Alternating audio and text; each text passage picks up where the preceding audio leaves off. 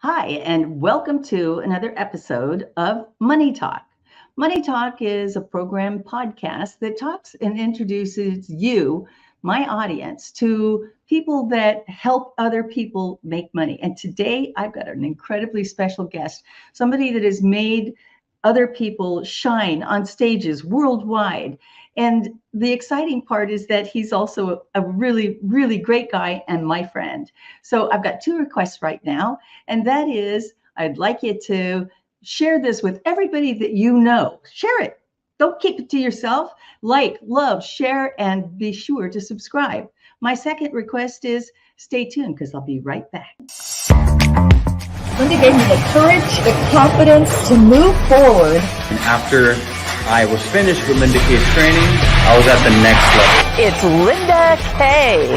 When you trust that piece of you that says, I got something to give, I have something to say, you know you've got something to do. Get on your feet, shake your hands in the air. Welcome to the stage, Linda K.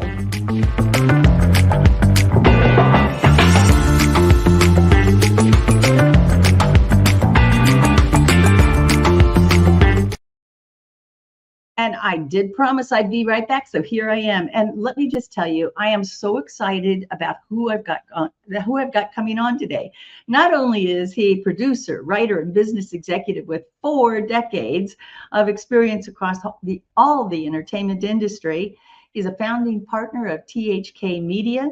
He's also formed in just this last year the She Did It Records label with his partners Tae Smith and Sampson.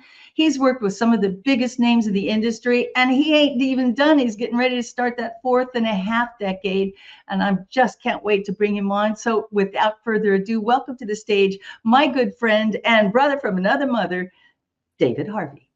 Hi, Hey, Linda. David. Thank you for inviting me today.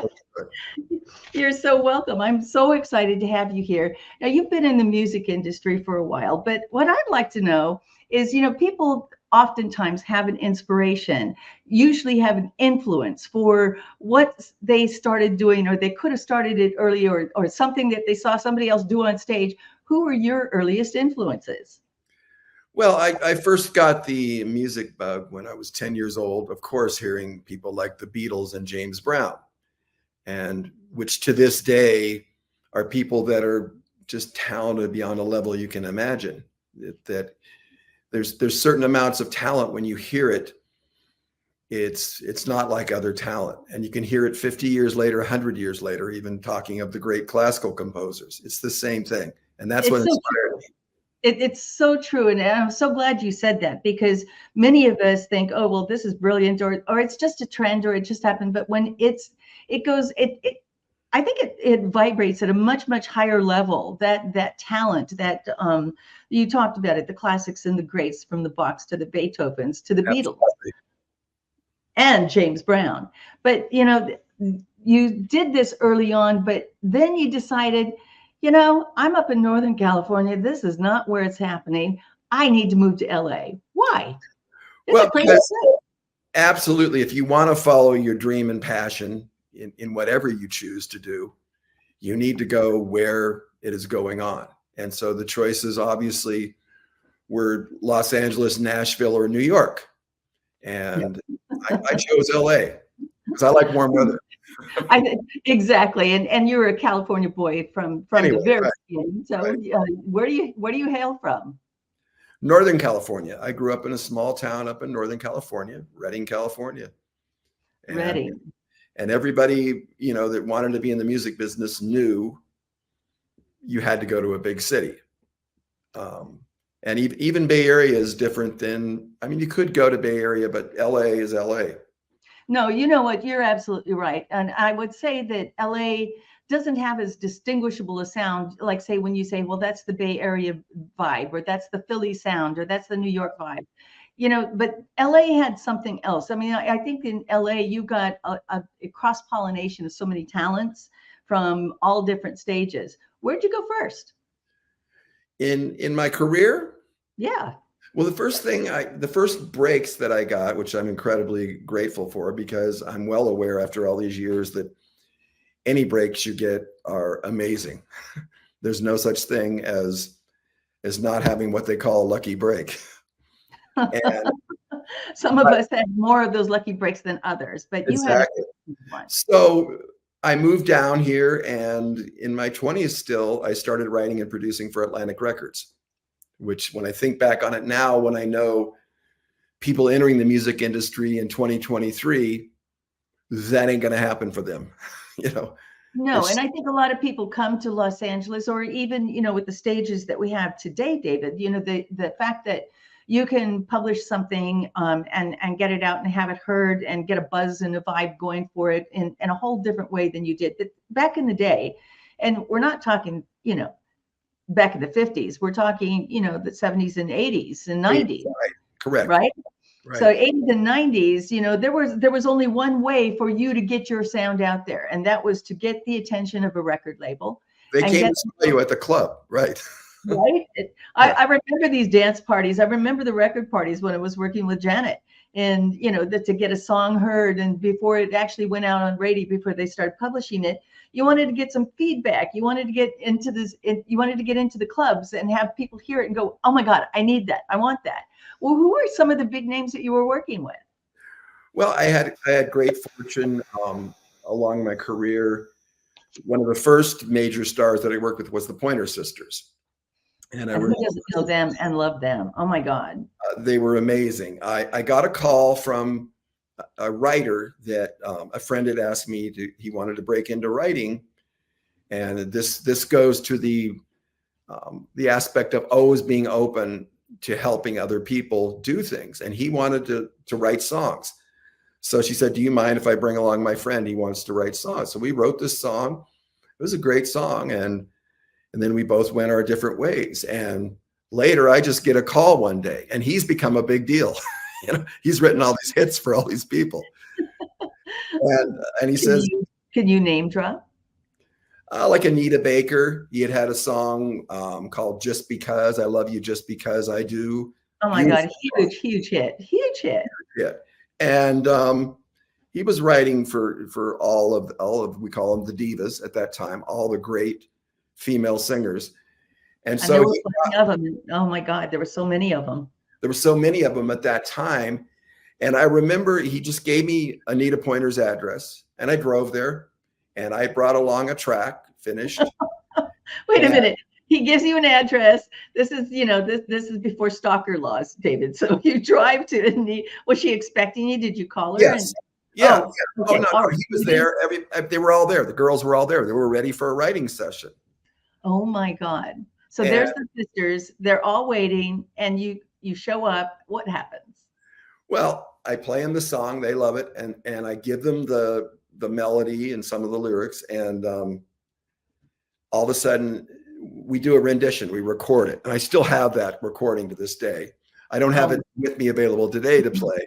Oh, thank you, because I was going to ask, thankfully you told me that, because I was going to say, where is it, David? Give it to me. Well, to this day it's magical, because they sang it down the first time, and this is what I mean about real talent. And they did all these ad libs and all these background parts, and it was perfect the first time, and it was magical. And at the end of the song, June, which, you know, is kind of sad because, you know, a few of them are gone now. And I have it on the recording. It's great. At the end of the recording, she goes, yeah, that's enough of you. That's enough for you. It was as if they were auditioning for you and you were auditioning for them. What a great, great story. And I love that. To this day, when I hear her say, yeah, that's enough for you, you know, like we could, you know, we just showed you what we do, you know. and believe me, it was, you know. Oh, that is so good. That is so good. You also worked with Dr. Dre and Fleetwood Mac. So you've got to have a Dre story, because I got a Dre story for you too. Well, Dr. Dre and you know, that was when he was with Eazy-E. Yep. And how that happened was I had a good friend named Jimmy Z, and Jimmy had already worked with, you know, Rod Stewart, the Eurythmics, the Etta James. The list is long, and so he wanted to start his own career because he had worked as a sideman, and just to give the audience the idea who Jimmy Z is, there was a song the Eurythmics did called Missionary Man with the harmonica. And that's Jimmy Z. He's probably the world's greatest harmonica player without question. Oh, wait a minute. There was Toots Tillman, but that was another period, right? Another period. I'm talking about in the modern, Missionary Man. The man's got amazing soul and creativity. And he wanted to start his own career as an artist. So he said, well, I know a way to get to Dr. Dre and Eazy-E. So I started to put together music and tracks for him. And he brought it to him and they loved it and said, let's do an album. And Eazy-E, of course, was the president of the label at the time. And so we went in. So we started working on an entire album. I started writing with Dr. Dre on other songs. And it was an amazing adventure. And right as we were finishing that, I had a friend that called me into the studio to do some keyboards and guitar work, which is my main thing I come from. And it was Fleetwood Mac. And so the session's in and everything. And Mick looks at me and he goes, how would you like to join the band playing guitar and keyboards? Where do I sign? So he brings out John, his partner, John McVie, and they come see me play in a club because I'm out playing. It's like the audition. Right. And so that's another incredible, adventure. That's amazing. And of course, we all know what happened, right? Which part? Did you go play with them? Well, actually, it's interesting. I had a second child on the way. The answer is no. You're not going on the road. No, I wasn't going to go on the road because I had a new baby. So after all the rehearsals and getting ready, that's where it ended. But it was still a great adventure during the time. It was a total adventure. Oh my God. And the stories you had to be able to tell. I have one story about Dr. Dre. I was managing First Calls at that time, First Call singers and musicians. And for the audience that doesn't know what a first call is, they're also called first takes. And so if you hire somebody that's a first call, they come into the studio, they hear it, they lock it down, run down a track, and it's done. It's one and done, right? So they're really at the top of their game. Like anyway, right. Right, exactly. And so, if the Pointer Sisters were brought in to do something in a studio as a background or collaboration, they probably nailed it on the first time, right? Absolutely. So I had one of my artists, Howard McCrary at the time, and he was in my living room practicing and playing. He says, I got a couple of artists that need to, I need to work with today. Can they come into your house? And I lived in the Hollywood Hills at the time. I came home and I saw spinning. This is back in the day when breakdancing was just breaking out, right? There's Dr. Dre in my living room spinning, doing a head spin on my hardwood floor next to the piano. That's my Dr. Dre story. That's a great story. He was, I got to say, he was wonderful to work with every minute.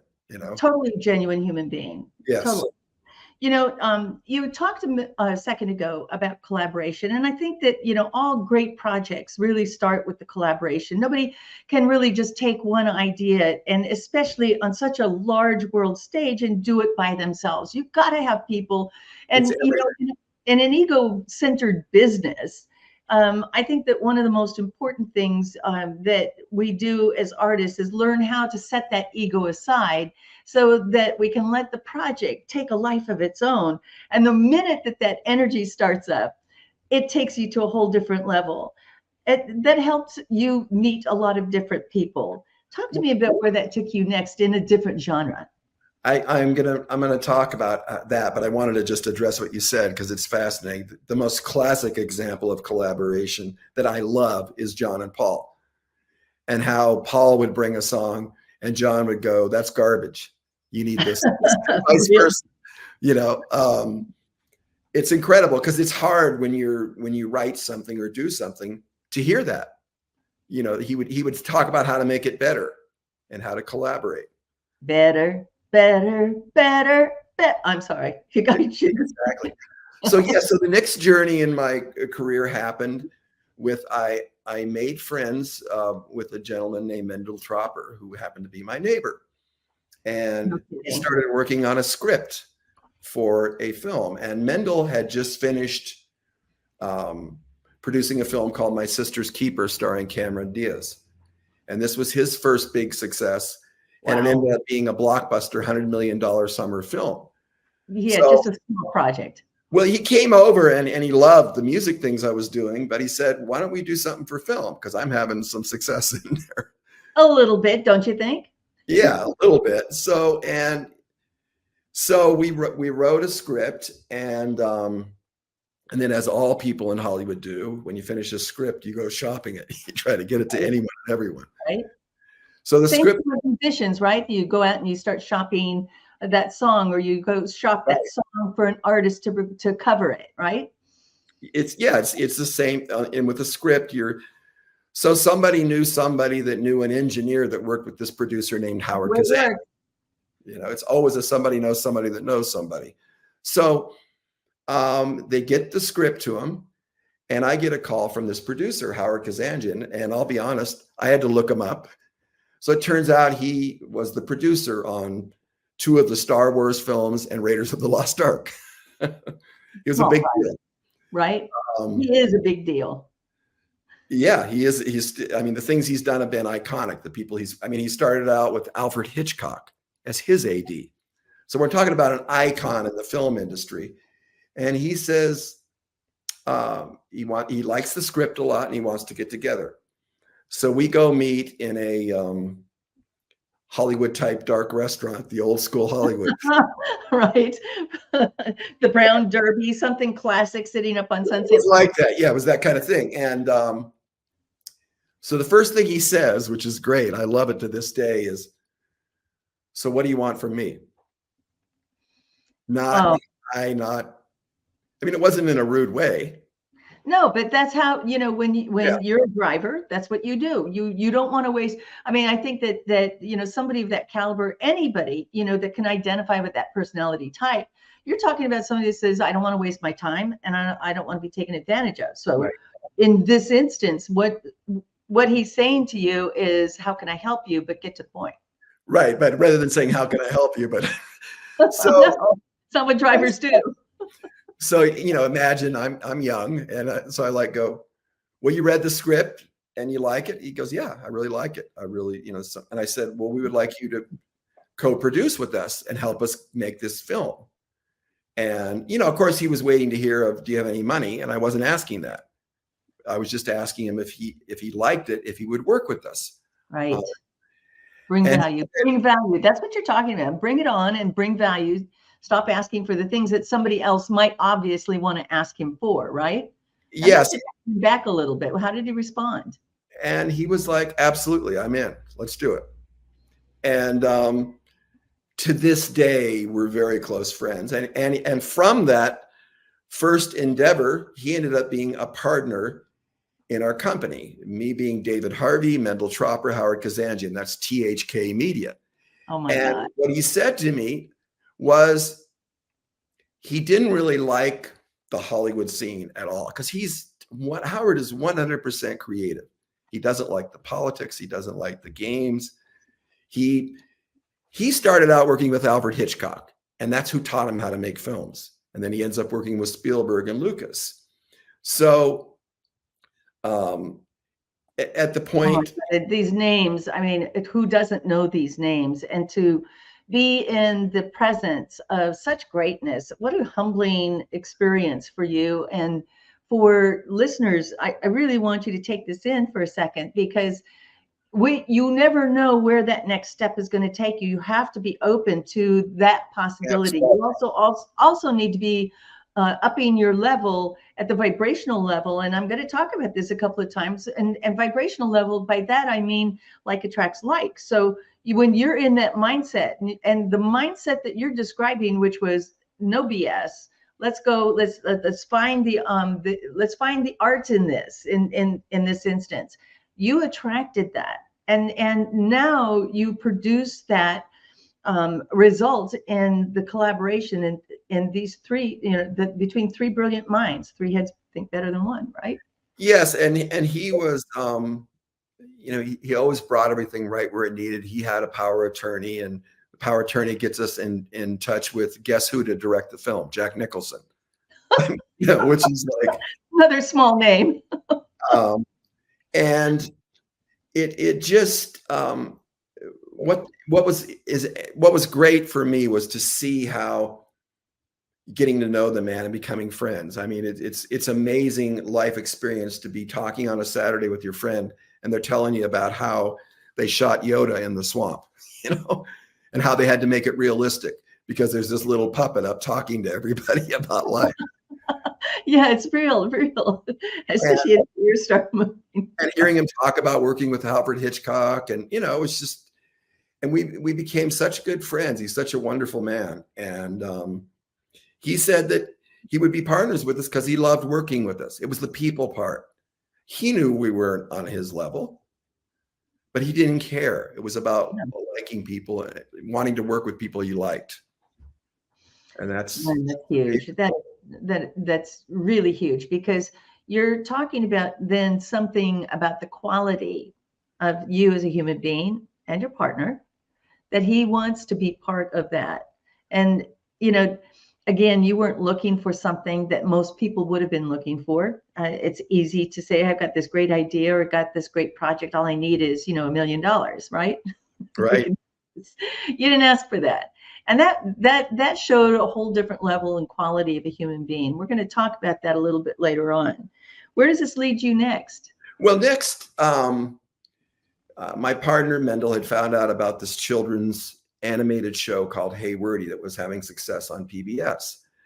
So he talked to Howard and I about it, and we went down to the animation studio, and we thought it was fantastic because one of the goals of our company was not just to produce media that was successful. It was media that would be enlightening, educational, and still entertain, but bring something positive to the world. And this show taught young children about other cultures and languages in an amazingly fun way, with music, of course, which attracted me. And why wouldn't it attract? Because it was all based around music, and that is so we ended up working on this film called Celebrate the World. And so I ended up writing a piece of music for that film with one of the principals in the show. And so I got to get my music fix out of it. I have a sneaking feeling that what you just did is you just queued something up. And I'm going to ask you, do you have something for our audience to hear a little bit about Celebrate and about Hey Wordy, or what have you got for us? Well, I can play you. It's actually, everybody loves the closing song for the movie. So that's what it is. It's the closing credits song called Celebrate the World. So you did a movie for Hey Wordy. Yes. And then out of that movie, so this project took a life of its own. So it had a little bit of something already to attract you, the talent and the interest and the quality of what the message was saying, that message to kids, which was universal. Be open-minded, be open-hearted, right? And just because something is different, whether it's the language or it's the culture, or the clothes, or whatever it is, there is a universal message here to accept. Yes, that's absolutely true. And that was very exciting to me to be able to do that. I can't imagine how fun that would be. I think you have that queued up. Let's tease our audience with just a little bit of it. Okay, here we go. This is the closing credits song, Celebrate the World.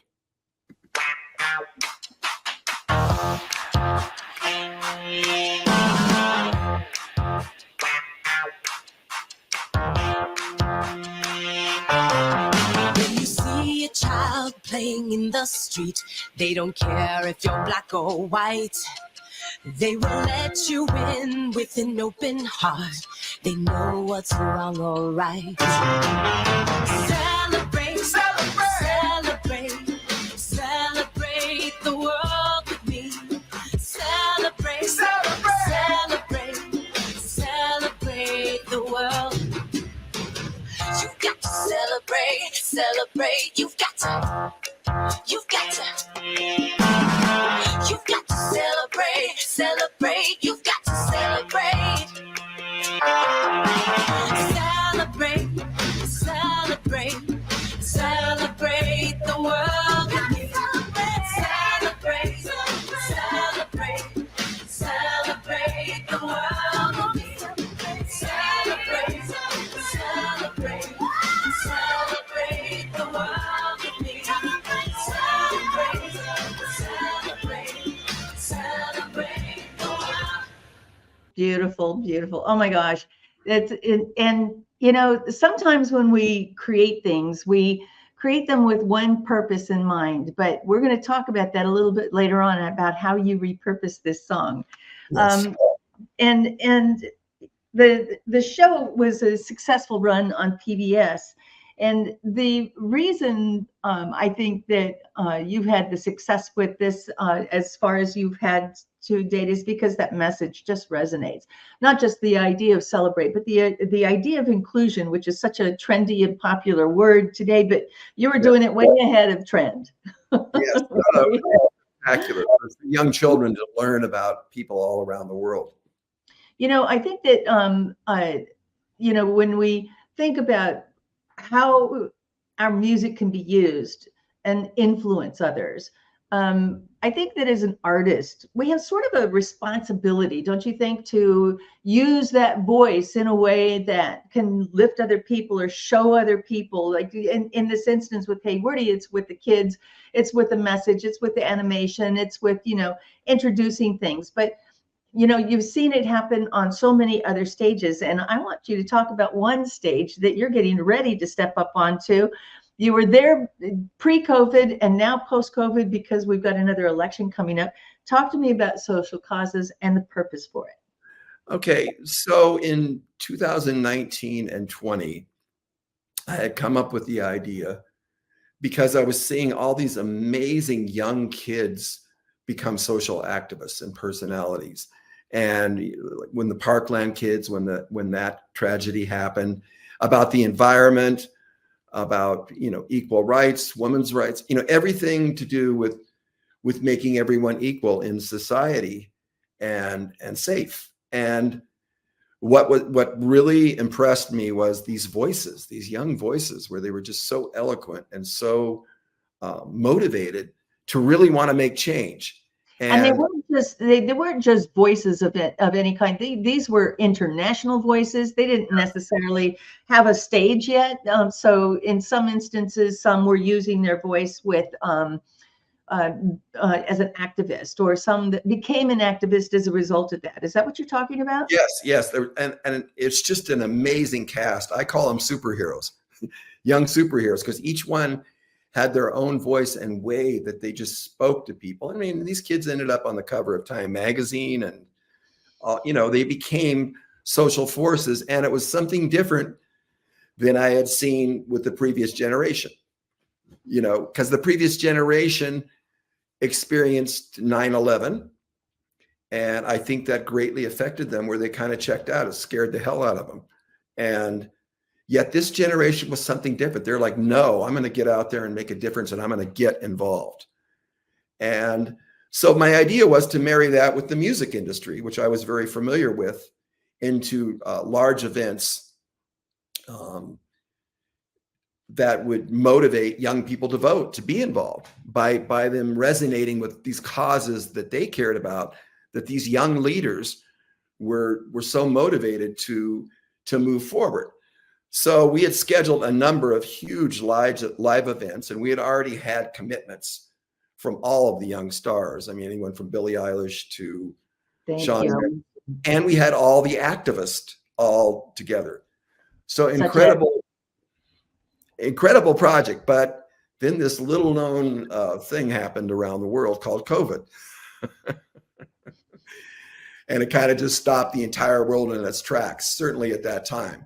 Now, hang on a second, because I think you are humbly leaving out one important factor. You didn't just have the attention of the activists, but you had the attention and the ears and the eyes of some pretty incredible names and people that could help you get this to another level. Can you talk about that? Yes, I had presented the idea to a producer named Harvey Mason Jr., who's now chairman. He's chairman of the Recording Academy. He's an amazing man who has had huge success producing music films, primarily. Like he did the James Brown story, he did the NWA story, he did Sing. I'm forgetting some of them, but he's done most of your major musicals of the last 10 years. He's had his hand in it somehow.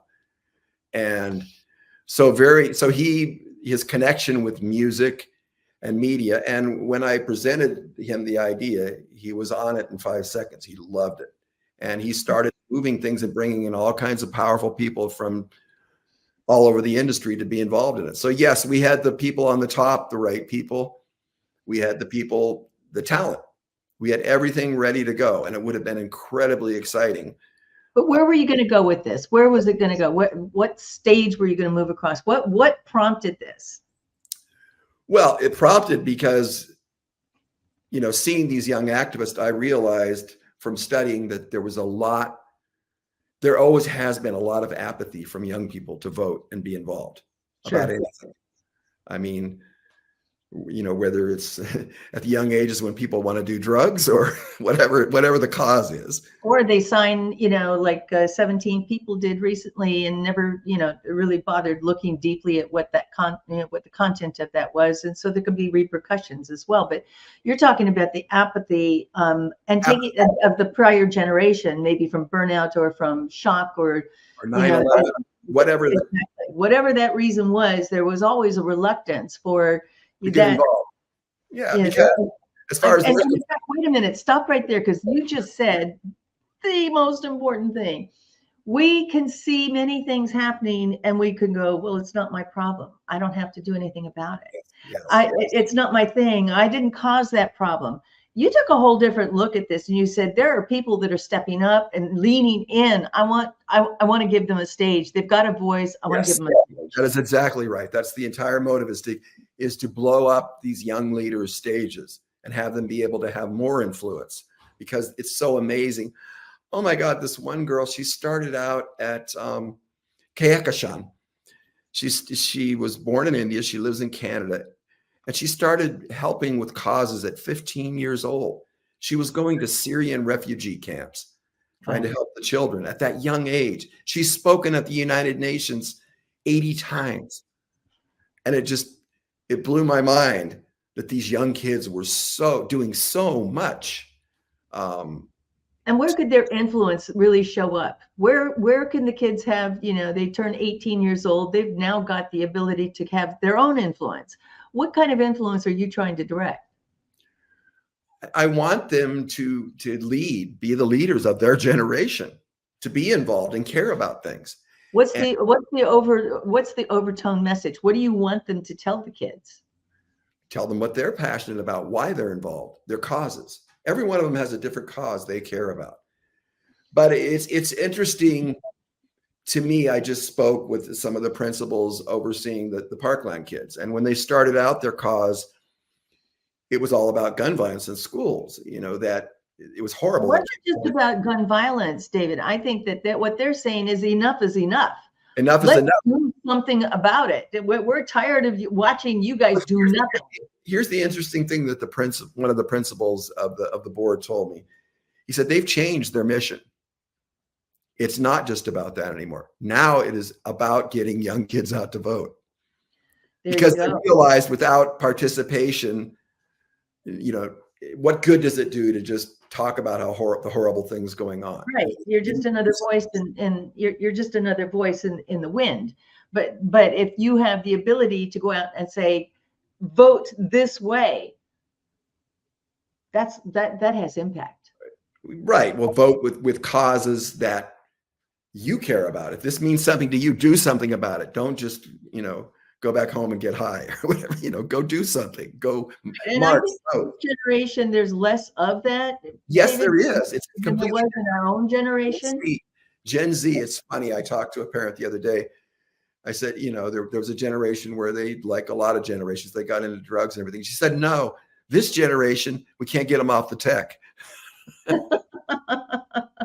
can't get them out of their phone, Right. And they're busy they're busy because they can reach, and I think in many ways, feel the impact of things that are going on worldwide. You've never been able to see, Right. conflict around the world, unfortunately, in many ways that we can because of that. But it also has brought awareness. And I think that's the most incredible thing. But let's go back to what happened now. Did you have to shelf the project? Well, yes, because of COVID. But Harvey, I spoke with Harvey recently, and he wants to bring it back because there's another year, bring back that stage for those activists and do something again. So we're in an election year coming up. Yep. Back to work. And I've spoken to all the activists, and they're amazing. And they now, it's been 4 years. So some of them have, one of them's getting a degree at Cornell, they're all like doing amazing. They're 18, 19 now, 20. Right. And they are like, we're there. We haven't stopped making this our life to change the world. Isn't that incredible? You would think maybe they went, okay, I did all that. Now I got to get on and do stuff for myself. But no, they haven't stopped, No. But have you been able to then go back to the same people and say, okay, let's dust this off? We had everything ready to go. You had campaigns, you had stages, you had tours, you had the number of things that you had prepared for this are countless. Yes. We have new exciting approaches as well.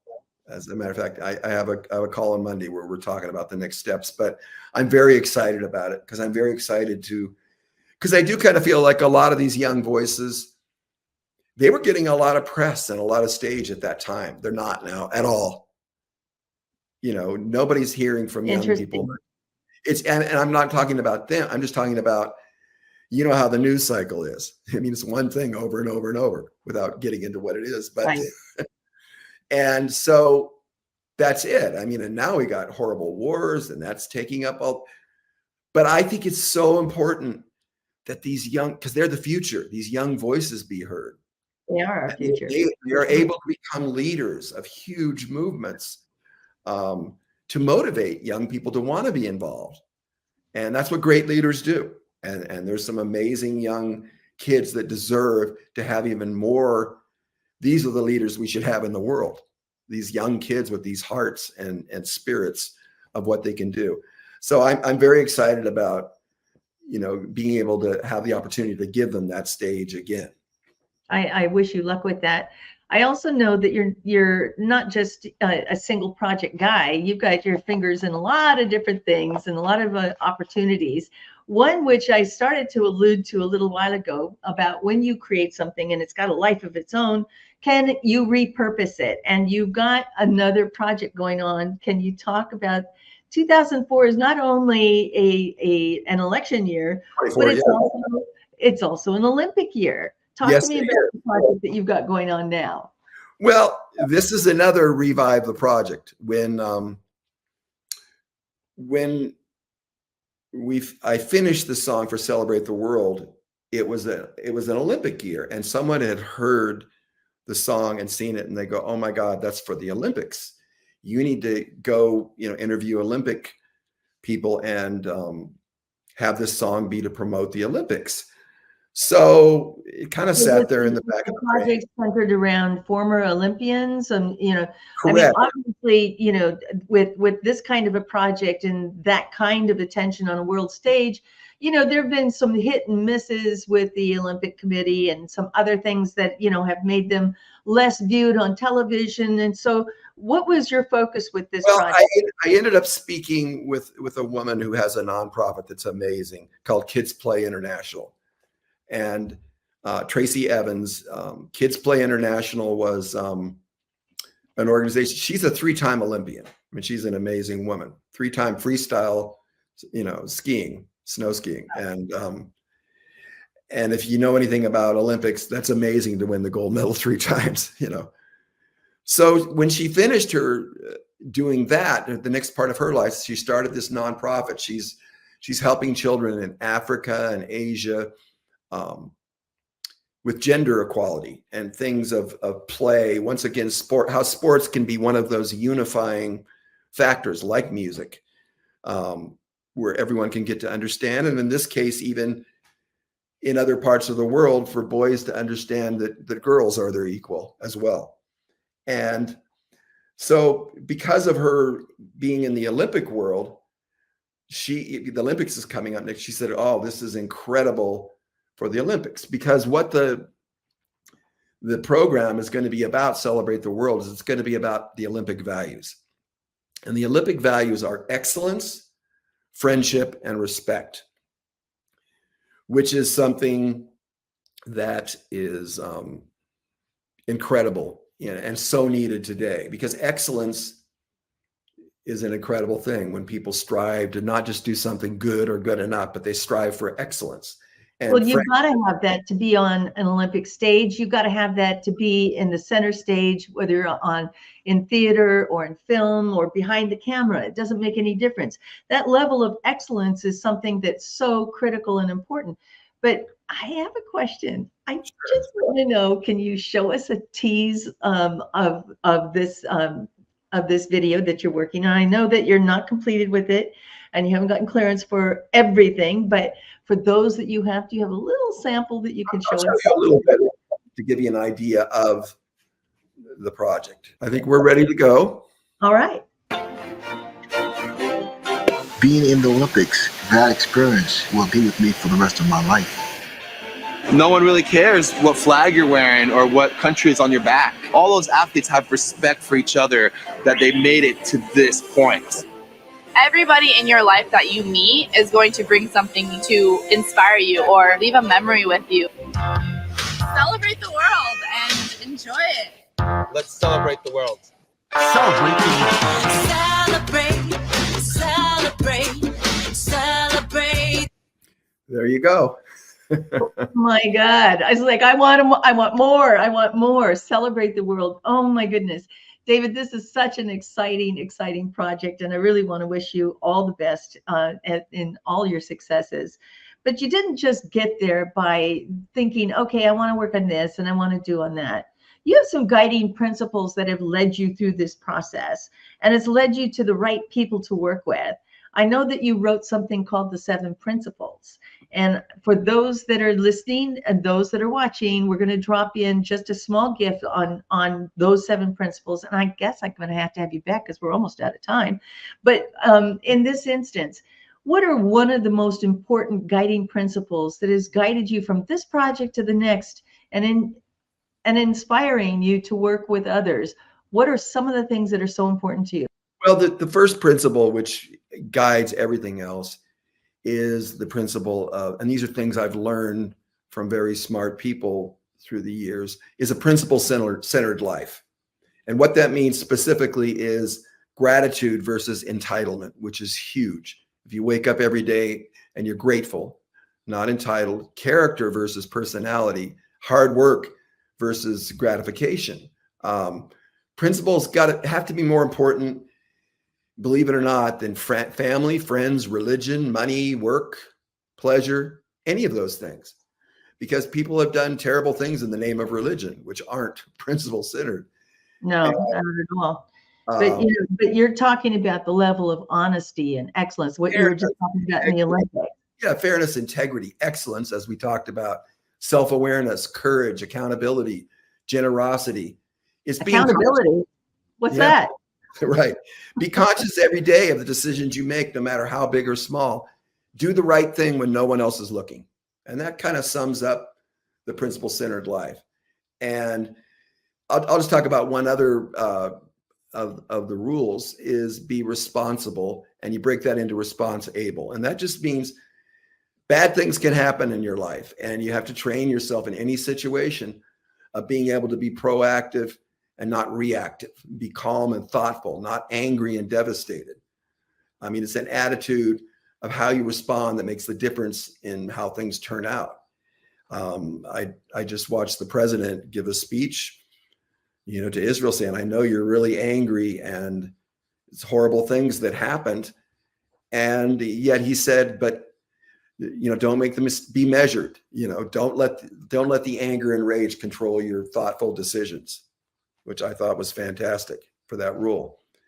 And go ahead. And that's hard to do when you're in the face of so many losses and so many atrocities. It is. Well, yeah, it's hard. How do you apply that to this principle? This is I think that what you're saying is finding that balance between an emotional decision that will drive you to do something that you may regret, or Right. being enabled that responsible response. Is that right? Absolutely. And those are things that I try to put through in everything we do in media, even to try to teach people those rules. Well, that has guided you through all of these 4 decades that you've been doing this. And I know that one of the proudest things that you're working on, and by the way, for you listeners, we have dropped that 7 principles gift into the chat. So make sure you pull that down, take a look at it. And David, how would people find you if they wanted to know more about this, or they want to have you as a guest speaker like I have, because this is so awesome, so delightful. How would people find you? Just David at thkmedia.net. They can drop me a line. Always happy to share and help in any situation. David at thkmedia.net. Okay, there we go. There it is. There it is. Awesome. All right. Well, I'm going to have you take us out on something that I know that you're really proud of. She Did It Records. So I think you've got something queued up for us, and something that would introduce your rule number 3, if I'm not mistaken. That is correct. And it's a song called Brand New Day, and it does talk about rule number 3 of how to get up every day is a brand new day to have that great attitude. And here we go, brand new day. It's a brand new day. Don't stop, give it up. I'm feeling stronger, baby. Don't stop, give it up. No, I won't stop, live it up. It's a brand new day. Don't stop, give it up.